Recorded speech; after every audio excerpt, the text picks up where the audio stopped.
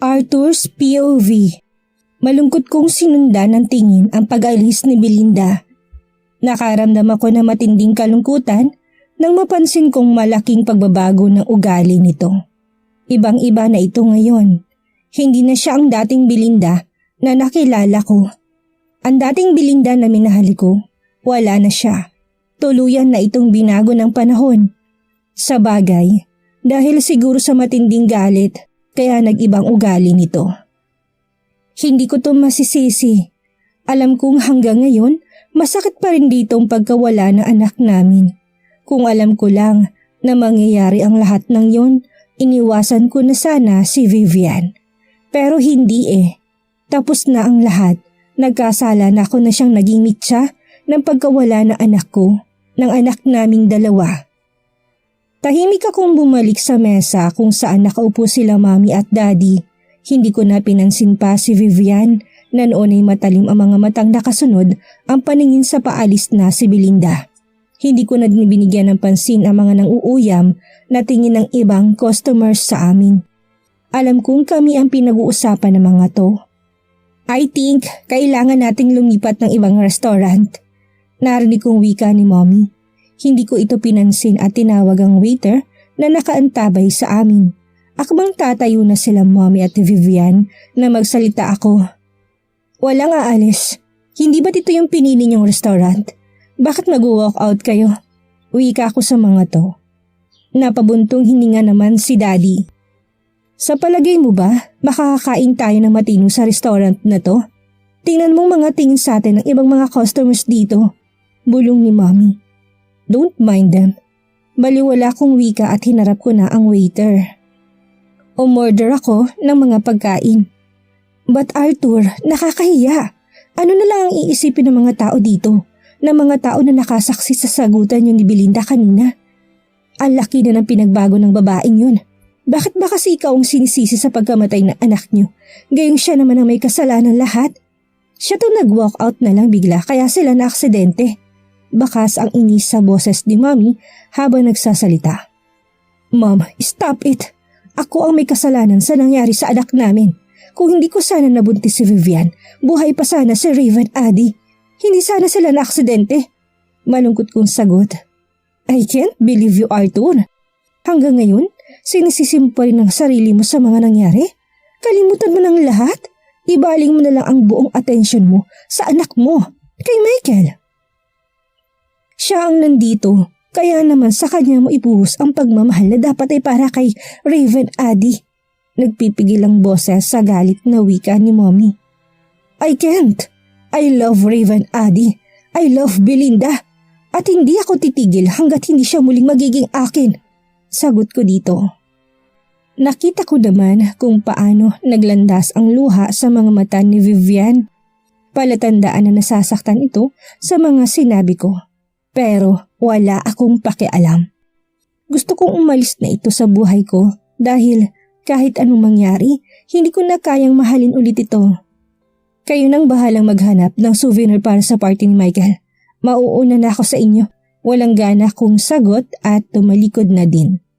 Agad naman akong hinabol ni Vivian. Arthur, please. Huwag naman sanang ganito. Ine-expect ni Michael na makakasama ka namin ngayon buong araw. Nakikiusap na wika nito. Namumulang mga mata nito palatandaan na nagpipigil ito sa pag-iyak. Napabuntong hininga naman ako at tumingin sa malayo. Huwag ka naman sanang maging unfair sa anak natin, Arthur. Kailangan ka din niya. Kailangan niya din ang time mo. Wala na kayo ni Belinda. Kaya pwede bang kami na lang? Kami na lang ang mahalin mo? Nakikiusap na wika nito. Bahala ka na magpaliwanag sa kanya. Bata pa si Michael at masasanay din yan kapag wala ko lagi sa tabi niya. Sagot ko dito at diretso nang lumabas ng restaurant. Diretso ako naglakad sa parking area. Pagkapasok ko ng kotse ay agad kong naihilamos ang aking mga palad sa muka. Parang gusto ko na lang iuntog ang aking sarili para matapos na ang lahat. Alam kong naging unfair na ako sa isa ko pang anak. Pero anong magagawa ko? Hindi ko maramdaman dito ang amor na nararamdaman ko katulad kay Raven Addy. Siguro dahil nabuo si Michael ng walang halong pagmamahal mula sa akin patungo sa kanyang ina. Nag-umpisa na akong magmaniobra palabas ng mall nang mapansin ko ang isang billboard. Billboard ni Belinda na ang tanging suot lang ay ang kapirasong tela. Sobrang daring nitong tingnan kaya naman lalo itong naging kabigha-bighani. Lalong nagpupuyos ang aking kalooban nang maisip na halos pagpipiestahan na ng lahat ang katawan ng aking asawa. Ang katawan na ako lang ang nakakita noon. Ang katawan na minsan ay naging akin. Shit! Ano ba ang ginagawa mo ito, Belinda? Bakit mo nagawang pumayag na mag-post ng ganito? Galit kong wika sa aking sarili habang titig na titig sa billboard. Agad ako nag-drive papunta sa bahay nila Marco. Gusto ko nang may makakausap. Mababaliw ako kapag hindi ko mailabas ang nararamdamang bigat sa dibdib ko. Vivian's POV. Nalilisik ang aking mga mata habang nakatingin sa palayong si Arthur. Hindi ako papayag na hindi tumuling bumalik sa akin. Nasa akin ang alas ngayon. May anak kami at alam kong kahit na malamig ang pakikitungo nito kay Michael ay hindi ako papayag na basta na lang kami nitong baliwalain. Marami na akong sinakripisyo sa relasyong ito kaya hindi ako makakapayag na mauwi lang sa wala ang lahat ng pinaghirapan ko. Babalik na sana ako sa lamesa ni Mommy Alicia at Daddy Armando nang may biglang humawak sa aking braso. Galit ko itong nilingon at para akong binuhusan ng malamig na tubig nang makita ko kung sino ito. Si Herman, ang taong matagal ko nang iniiwasan. Long time no see, darling. Nakangisi nitong wika. Parang bigla namang nanlambot ang tuhod ko. Kasabay ang malakas na pagkabog ng aking dibdib. Herman, anong ginagawa mo dito? Pilitang ngiting tanong ko dito. Pagkatapos ay tumingin ako sa kinaroroonan nila Mami at Daddy. Abalang mga ito sa kakalaro kay Michael, kaya naman nakaramdam ako ng kapanatagan ng aking kalooban. Simple, gusto ko makita ang anak ko. Nakangisi nitong wika. Hindi ako nakaimik. Vivian, alam kong akong ama ng batang yan. Grabe ka, bigla mo na lang akong iniwasan. Baka sanggalit sa boses nito. Ano ba yung sinasabi mo? Sinong anak? Nababalo ka na ba? Naiinis kong tanong dito. Huwag ka na magkaila pa. Kung kaya mong lokohin ng ibang tao at paniwalain sa isang kasinungalingan, pues ibahin mo ko, Vivian. Alam kong ako ang ama ng batang yan. At hindi ang inutil na si Arthur. Galit na wika nito. At tumingin sa gawin anak ko. Pwede ba, Herman? Huwag ka nga mag-assume. Hindi mo anak si Michael. Si Arthur ang tatay niya kaya huwag ka na ulit lumapit pa sa akin. Tahimik ng buhay ko kasama nila. Ni Arthur. Hindi kita mahal at kahit anong gawin ko, hindi ko kayang turuan ng puso ko na magustuhan ka. Parangka kong sagot dito. Tumawa naman si Herman. Pagkatapos tumingin ito sa paligid. Maraming mga mata ang nakamasid sa paligid namin. Kaya naman ay muli itong tumitig sa akin. Hihintayin kita sa kotse. Magpaalam ka sa mga biyanan mong hilaw. Seryosong wika nito sa akin. Para naman akong binuhusan ng malamig na tubig dahil sa sinabi nito. Hindi ako sasama sa'yo. Galit kong sagot. Nakita ko naman ang pangisi ni Herman. Pues, kung hindi ka sasama, mapipilitan ako sabihin sa mga biyanan mong hilaw ang tungkol sa anak natin. Tungkol sa mga kasinungalingan mong ginawa sa kanila. Sagot nito. Naikuyom ko naman ang aking kamao. Wala kang choice, Vivian, kung hindi sundin ang gusto ko. Alam mo ang kaya kong gawin kapag matigas ang ulo mo. Sumunod ka kagad sa akin dahil sa lahat ng ayaw ko, yung pinaghihintay ako. Matagal din kitang hinanap at tsak na magugustuhan mo lahat ng gagawin ko sa iyo mamaya. Nakangisi nitong wika at tumalikod na. Pinilit kong pakalmahin ang aking sarili bago bumalik sa kinaroroonan ng aking anak. Pagkatapos ay pilit akong ngumiti kina Mami Alicia at Daddy Armando. Ma'am, Dad, pwede po bang kayo na munang bahala kay Michael? Tumawag po kasi ang supplier ng mga giveaways para sa birthday party ni Michael. May importante daw siyang sasabihin sa akin. Pagdadahilan ko sa mga to, natigilan naman si Mommy Alicia at tinitigan ako. Ano ba naman yan, Vivian? Kumain ka na muna bago umalis. Mamaya ng konti nandito nang in-order na pagkain. Sagot nito. Huwag na Mi, nagmamadali po kasi ang supplier eh. Nakangiti kong sagot at pumunta sa gawing ni Michael at tinalikan ito sa pisngi. Bye baby, sila lolo't lola mo nang bahala sa'yo ha. Pagpapaalam ko sa anak ko. Pagkatapos ay binalingan ko sila mommy at daddy at nagpaalam na. Diretso ako naglakad palabas ng mall. Nakita ko pa si Herman na nasa hallway at nang makita kong parating ay lumapad ang ngiti nito sa labi. Galit ko naman tong tinitigan. Finally, masosolo na din kita ulit. Nakangisi nitong wika at nagpatiunan na sa paglalakad papuntang parking. Tahimik naman ako sumunod dito. Pagdating ng sasakyan ay agad nitong binuksan ang pintuan ng kotse. Tahimik akong sumakay ng passenger seat. Nagmamadali namang sumakay si Herman sa driver's seat at agad na sinara ang pintuan. Tapos pinistart ang makina ng kotse at binuksan ang aircon. Nanlaki ang aking mga mata nang bigla niya akong yakapin at halikan sa labi. Hindi ako nakahuma sa ginawa niyang yun, kaya naman kaagad ko itong nasampal. How dare you? Galit na sigaw ko, tinulak to. Pinunasan ko pa ng may pandidiri ang aking labi at galit na tinitigan si Herman na noon ay pailing-iling habang nalilisik ang mga matang nakatitig sa akin. Pagkatapos ay napaigik ako nang bigla akong hawakan ito sa buhok. Napapikit pa ako dahil sa sobrang higpit ng pagkakakapit nito sa buhok ko. Pakiramdam ko'y matatanggalan ako ng anit. Maarte ka nga pala ngayon. Kapag makapag-react ka naman parang first time ko itong ginawa sa'yo ah. Galit na wika nito, pagkatapos ay binitawan ako. Matalim ko naman tong tinitigan. Pwede ba Herman? Tumigil ka na. Ayaw ko na sa'yo't pwede bang hayaan mo kong mamuhay kasama si Arthur? Galit kong sagot dito.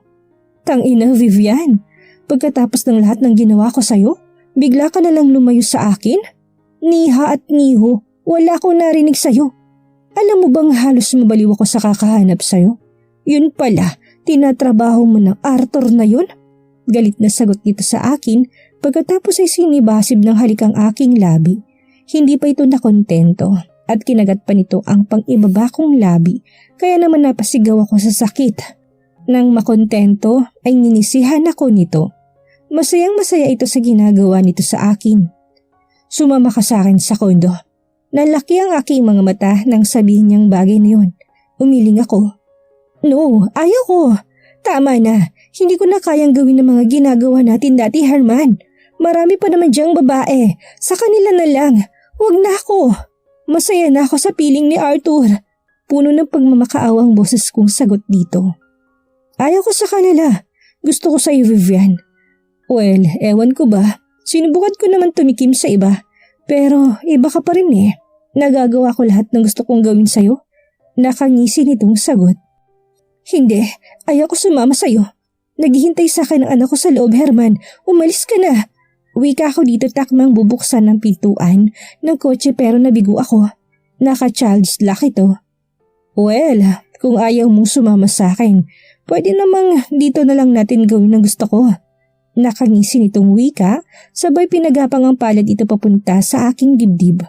Napasinghap naman ako at pinalo ang palad nito. Napa-smirk naman si Herman. Hindi man lang ito apektado sa pagtanggi ko't lalo pa nitong tinaas ang suot kong blouse. Herman, ano ba? Tumigil ka na nga. Baka may makakita sa atin ito. Nakakahiya. Galit kong wika dito. Sandali naman itong natigilan at tinitigan ako. Pwes, sumama ka sa akin ng mahinahon sa kondo. Alam mo bang kanina pa ako gigil na gigil sa'yo, Vivian? Ngisi nitong wika. Pagkatapos ay inayos nitong upo sa harap ng manabala at pinaarangkada ang sasakyan palabas ng parking ng mall. Mabilis itong nag-drive papunta sa kanyang tinitirhang kondo. Malapit lang naman kaya inabot lang kami ng halos 30 minutes. Pagpasok pa lang ng kondo ay agad ako nitong pinaghahalikan para itong uhaw na uhaw sa akin at hindi na hinayaan pang makarating kami ng kwarto at hinubad nito ang lahat ng saplot sa aking katawan. Wala na akong magagawa pa kung hindi ang magpaubaya. Sa bagay, simula nang iniwasan ko ito, ngayon ko lang naman ulit mararanasan ang init ng pagtatalik. Hindi naman kasi ako nabigyan ng pagkakataon na makatabi si Arthur sa kama. Aaminin ko na hinahanap ko ang init ng pakikipag-niig sa isang lalaki. Pero tinitiis ko na lang sa pag-asang muli akong mamahalin ni Arthur. Pero wala eh. Lumipas na lang ang halos 3 taon, hindi ko malang ito nakatabi sa kama. Kapag tinititigan ako nito'y may halong pandidiri, kaya kahit anong gagawin kong pang-akit dito, hindi talaga tumatalab. Bahagya pa ako napaungol sa ginagawa ni Herman. Shit, eto na naman. Tsak na maa-addict na naman ako sa mga pinagagawa nito sa katawan ko. Aaminin ko na magaling itong magpaligaya pagdating sa kama. Kaya nga nabuo si Michael eh. Tuwing kailangan ko ng kasiping noon, ito lagi ang pumupuno sa pagkauhaw ko sa laman. Lulumpuhin kita sa sarap, Vivian. Bulong pa nito sa akin habang walang sawa nitong nilalaro ang aking clitoris. Halos tumirik naman ang aking mga mata sa sarap. Eto na talaga eh. Dito na talaga magaling si Herman. Shit lang talaga. Tsak na. Hahanap-hanapin ko na naman to. Napabalikwas ng bangon si Vivian mula sa pagkakahiga sa kama. Pagod na pagod siya mula sa halos magdamag na pakipagtalik kay Herman. Talagang tinutuon nito ang banta na papagurin siya nito. Hindi talaga siya tinigilan ni Herman hanggat makatulog siya sa matinding pagod. Lalo siyang nainis na makita niya ang orasan. 4:00 na ng umaga. Kung ganoon, inumaga talaga siya dito sa kondo ni Herman. Tsak na hinahanap na siya nila Doña Alicia. Mag-iisip nila siguro siya ng maidadahilan kung bakit siya inumaga ng uwi. Aalis na sana ako sa higaan nang may humawak sa aking kamay. Nang lingunin ko'y si Herman to, nakangisi to sa akin kaya naman umusbo ang inis ko dito. Pinalisikan ko ito ng mga mata. Ano ba, Herman? Uuwi na ako. Tsak na hinahanap na ako ng anak ko. Wika ko dito't buong puwersa nang binawi ang kamay ko dito. Lalo namang lumaki ang pagkakangisi nito pagkatapos bumangon ito sa kama. Walang saplit itong naglakad sa harapan ko't kinuha ang isang sigarilyo't lighter sa lamisita at nagsindi. Nagbuga muna ito ng usok bago muling nagsalita. Kailan mo ko balak ipakilala sa kanya? Seryosong tanong nito sa akin. Agad ako natigilan at tinitigan nito ng masama. Anong ibig mo sabihin? Pagmamaang-maangan ko. Pero alam ko kung anong ibig nitong sabihin. Si Michael. Kailan mo ko ipapakilala sa anak ko, Vivian? Kay Michael. Diretso ang tanong nito saka lumapit sa akin. Agad ko namang kinuha ang kumot at tinakip sa hubad kong katawan. Hindi ko na nagawang magbihis pagkatapos naming magtalik dahil sa matinding pagod. Ano ka ba, Herman? Sino may sabi sa iyong anak mo si Michael? Pagkakaila ko dito. Huwag mo kong pinaglolo ko, Vivian. Hindi ako katulad ng Arthur na yun, natatanga-tanga, na mabilis pa ikutin. Galit na sigaw nito. Agad naman akong kinabahan. Totoo naman talaga, hindi ikaw ang ama ni Michael. Galit kong sagot dito. Agad namang napabaling ang aking mukha nang bigla ko nitong sampalin. Nagulat ako dahil ito ang unang kauna-unahang beses na sinaktan ako ni Herman. Alam mo bang ubos ng pasensya ko, Vivian? Napakasinungaling mo talaga eh. Hindi ko alam kung ano meron sa punyetang Arthur na yun. Bakit patay na patay ka sa kanya? Galit na wika dito sa akin. Mahal ko siya, Herman. Mahal na mahal ko si Arthur kaya pwede ba? Tigilan mo na kami na anak ko? Umiiyak na sagot ko dito habang hawak ko nasaktan kong pisngi. Lalo namang nanlisik ang mga mata ni Herman at dinuro ako. Hindi, Vivian. Hindi ako papayag. Sa ayaw at sa gusto mo, ibigay mo sa akin ang anak ko. Galit na sigaw ni Herman sa akin. Napahagulhol naman ako. Maawa ka naman sa akin, Herman. Huwag mo naman gawin sa akin ang bagay na to. Nakikiusap kong wika dito. Punyeta, Vivian. Lahat ginawa ko sa'yo. Lahat binigay ko sa'yo. Pero ano to? Ginamit mo lang ako, hindi ba? Nang magkaroon ka ulit ng pagkakataon na hawakan sa leg ang lintik na tatanga-tangang Arthur na yun. Bigla mo na lang akong iniwan na parang isang walang kwentang tao? Galit na sigaw nito. Hindi ako nakasagot dito. Totoo naman kasi, ginamit ko lang si Herman. Ginawa ko itong panakip butas upang hindi masyadong malungkot kapag hindi ako pinapansin ni Arthur. Sundin mo na lang ang gusto ko, Vivian, para wala nang gulo pa. Dahil kung magmamatigas ka, ako mismo ang kakausap sa Arthur na yan. Pagbabanta ni Herman at mabilis na pumasok ng banyo. Agad ko namang pinulot ang mga damit ko sa sahig at sinuot. Pagkatapos ay mabilis akong lumbas ng kondo. Pinindot ang elevator. Buti na lang at bigla itong bumukas kaya naman ay walang sabi-sabi na sumakay ako. Wala na akong pakialam kung paakyat o pabababa ang elevator. Wala din akong pakialam kung sino ang nakasakay. Wala na din akong pakialam sa aking itsura basta ang importante makalayo ako sa lugar na to. Makalayo kay Herman. "Look who's here!" Narinig ko pang wika ng isang babae sa tagiliran ko. Nagtataka akong lumingon at halos panawan ako ng ulirat nang makita kong nakangising si Belinda. Sa dinami-dami ba naman na pwede kong makasalubong ngayong oras na ito, ito pa talagang babae na ito? Nakita ko pa kung paano ko nito hagurin ng tingin mula paa hanggang ulo ko. Tumaas pang sulok ng labi nito at may pandidiri akong tinitigan. "Sadista bang nakasagupa mo ngayon?" Wika nito sa akin na may halos pang-uuyam ang boses. Narinig ko naman na humagikik ang kasama nitong babae. Samantalang ang tatlong lalaki sa likod nito ay walang karya-reaksyon.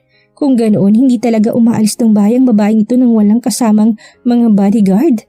Kaya pala halos hindi makalapit si Arthur dito. Hindi ko ito sinagot at pilit kong inayos ang aking sarili upang maitago ang kawalang hiyaang ginawa sa akin ni Herman. "Nakita pa lang kita sa mall. Ngayon nandito ka na sa kondo. Small world talaga. Palagi talaga tayo pinagtatagpo ng tadhana, Vivian. Siguro dahil marami kang kasalanan sa akin." May himig na galit ang boses nito habang sinasabi ang katagang yun. "Tigilan mo ko, Belinda. Wala akong panahon para patulan ka ngayon." Inis na sagot ko dito. Narinig kong paghagikik nito. "Wala akong pakialam. Nasa mood ako ngayon para galitin ka." "Sinong pinuntahan mo sa third floor by the way?" Tanong nito sa akin. Hindi ako sumagot. Nakita kong nangaasar ng ngiti sa labi nito at binalingan ang mga bodyguard nitong nasa likod. "Alamin niyo kung sinong pinuntahan ni Vivian sa third floor. Ipacheck niyo ang CCTV. Bigla kasi akong na-curious eh." Nakangisi pa nitong wika habang hindi inaalis ang pagkakatitig sa akin. Napalunok naman ako. Hindi ko alam na ganito na pala kademonyita itong Belinda Almera na to. Mukhang mabubuko pa yata ako. Hindi na ako magtataka kung malalaman nito lahat ng sekreto ko. Maraming koneksyon ng pamilya nito at kahit na anong gawin kong pagkukunwari, wala akong sekretong may tatago dito. Laking pasasalamat ko ng pagbukas ng elevator ay bumaba na si Belinda kasama ng mga galamay nito. Nginisihan pa ako nito bago tuluyang umalis sa harap ko. Napahilamos na lang ako at muling pinindot ang buton papuntang ground floor. Sakit na nga ng ulo ko, si Herman, dumagdag pa tong si Belinda. "Haist, kung mamalasin ka nga naman." Pagdating sa ground floor ay tulala ako naglakad palabas ng building. Agad ako nagabang ng taxi at nagpahatid sa bahay ni Arthur sa Alabang. Tsak na puputaktihin ako ng tanong ni Mommy Alicia kapag malaman nitong umaga na ako nakauwi. Pagdating ng bahay ay nagpasalamat ako dahil tulog pa halos lahat ng tao. Diretso akong pumasok sa kwarto ko. Hindi ko nadatnan ng anak ko sa kwarto kaya naman diretso na akong pumasok ng banyo para maglinis ng katawan. Pagod na pagod ako at kailangan kong magpahinga. Saka ko naiisipin ang problema ko kay Herman kapag nakapagpahinga na ako. Belinda's POV. Taas nung ako naglakad papunta sa opisina ni Ate Monique. Hindi na ako tumuli dito kahapon dahil biglang tumawag si Philip sa akin. Manganganak na daw si Ate Lucinda. Kaya naman imbis na pupunta ako dito sa opisina ni Monique kahapon, nagdesisyon na lang akong sa ospital muna dumiretso. Tinawagan ko na lang si Ate Monique na i-cancel ang aming pag-uusap dahil mas mahalaga sa akin si Ate Lucinda. Naintindihan naman ako nito at napag-usapan namin na ngayon na lang araw itutuloy ang aming pag-uusap. Halos umaga na din ako nakauwi galing sa ospital at talaga namang puyat ako. Kaya lang nakapangako na ako kay Ate Monique na ngayon pupunta kaya wala akong choice kung hindi bumangon sa aking higaan. Buti na lang, malapit lang ang opisina ni Ate Monique sa isa sa mga condominium building na pag-aari ni Kuya Dexter. Hindi ko na kailangang bumiyahe pa ng matagal. Doon ako dumiretso pagkagaling ko ng ospital para kahit papaano makapagpahinga. Mukhang magiging favorite na lugar kong penthouse ni Kuya Dexter. Malapit kasi sa lahat, lalo nang intuluyan ko ng papasukin ang mundo ng showbiz.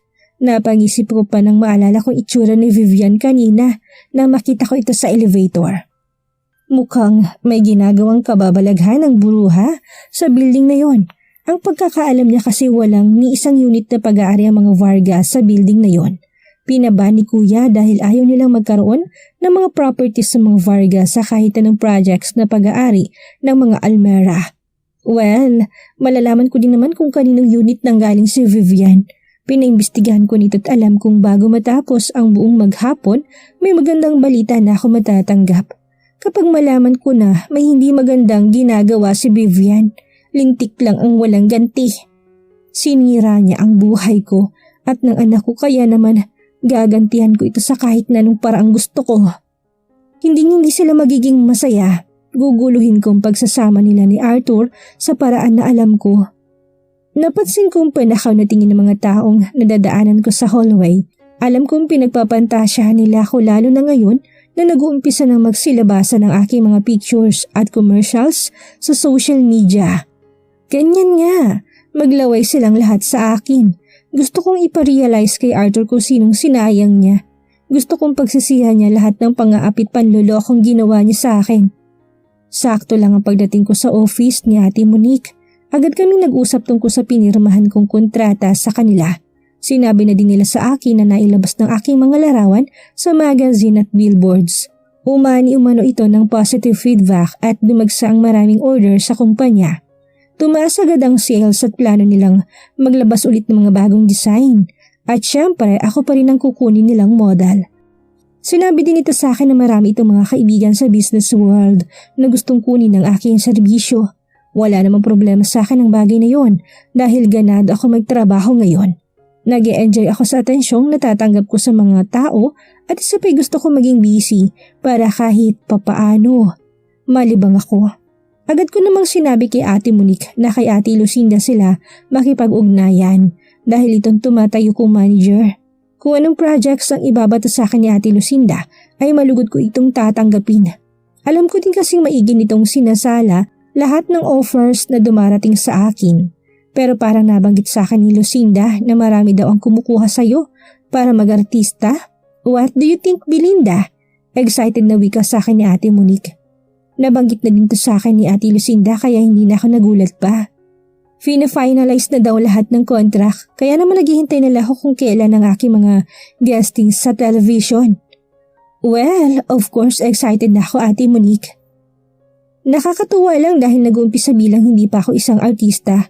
Kilala na ako ng mga tao dahil sa produkto mo. Nakangiti kong sagot dito. Oops, I think hindi dahil sa negosyo ko. Maybe dahil sa angka niyo Belinda. Nakangiti sagot ni Ate Monique. Tumawa naman ako. Grabe ka naman Ate Monique, hindi ba pwedeng maganda lang ako kaya agad pumatok ang beauty ko sa kanila? Natatawa kong wika dito. Well, isa yan sa mga advantage na meron ka Belinda. Tsak na pag-aagawan ka ng mga TV stations kapag mag-start ka ng pumasok sa showbiz. Pero promise mo sa akin ha, kapag kailangan ko serbisyo mo, huwag mo akong hihindian ha? Pabirong wika ni Ate Monique. Of course Ate Monique, ikaw ang priority ko. Ikaw yatang unang nagtiwala sa akin eh. Ibinigay mo sa akin ang projects na to. Sagot ko dito. Lalo namang lumawak ang ngiti sa akin ni Ate Monique. Marami pa kami napag-usapan.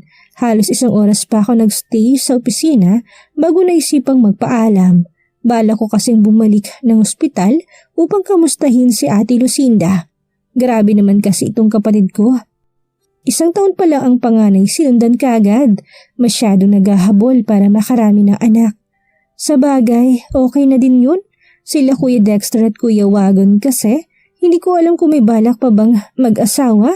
Masyado nag-enjoy sa pagpapatakbo ng negosyo. Kaya nakalimutan yata ng mga ito na tumatanda na sila. Ano kayang gagawin ni Belinda kapag nalaman niya ang ginawang kababalaghan ni Vivian? Malaman din kaya ni Belinda ang pinakatatagong sekreto ni Vivian? Iyan ang ating aalamin sa susunod nating kabanata.